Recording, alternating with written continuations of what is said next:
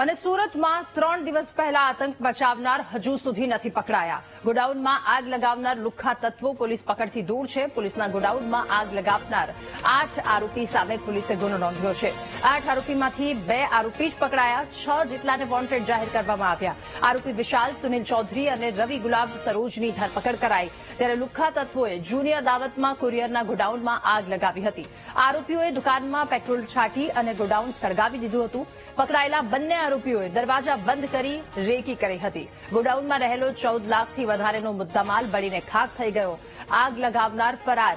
મુખ્ય 6 આરોપી પૈકી એક આગ લગાવતા દાઝી ગયો હતો. સુરતમાં ધંધાની હરીફાઈમાં એક આખું ગોડાઉન સળગાવી દેવાની ઘટના સામે આવી હતી. 2 દિવસ પહેલા આ મોડી રાત્રે ઉધના રોડ નંબર 5 પર આવેલ જે ગોડાઉન આવ્યું હતું કુરિયરનું, તે કુરિયરના ગોડાઉનને સળગાવી દેવામાં આવ્યું હતું. આ સમગ્ર ઘટના સીસીટીવીમાં કેદ થઈ ગઈ હતી અને આ ઉધના પોલીસે આ મામલે ગુનો નોંધીને વધુ તપાસ હાથ ધરી હતી. ત્યારે પોલીસે હાલ આ ગુનામાં સંડોવાયેલા આરોપીઓની ધરપકડ કરી રહી છે, જેમાં 2 આરોપીઓની પોલીસે હાલ ધરપકડ કરી છે.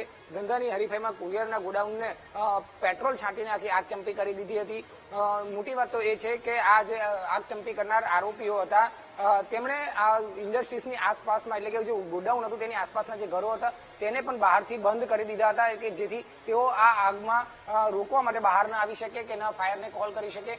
જો કે આખું ગોડાઉન જે છે તે બળીને ખાખ થઈ ગયું હતું અને 20 લાખથી વધુનો મુદ્દામાલ સળગી ગયો હતો. સાથે સાથે આ જે આગ ચમકી કરનાર આરોપીઓ જે છે તેમણે ગોડાઉનની અંદર રહેલા ડીવીઆરને પણ લઈ જવાનો પ્રયત્ન કર્યો હતો.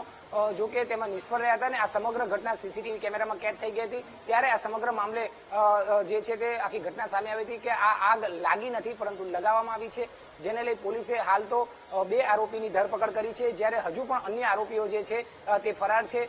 પોલીસ આ તમામ આરોપીઓની શોધખોળ હાથ ધરી છે. આ ઘટનાની અંદર એક આરોપી જે છે તે તે પણ દાઝી ગયો હતો, તે પણ હાલ ફરાર છે અને તેને પણ પોલીસ હાલ પકડી રહી છે અને તેને શોધી રહી છે.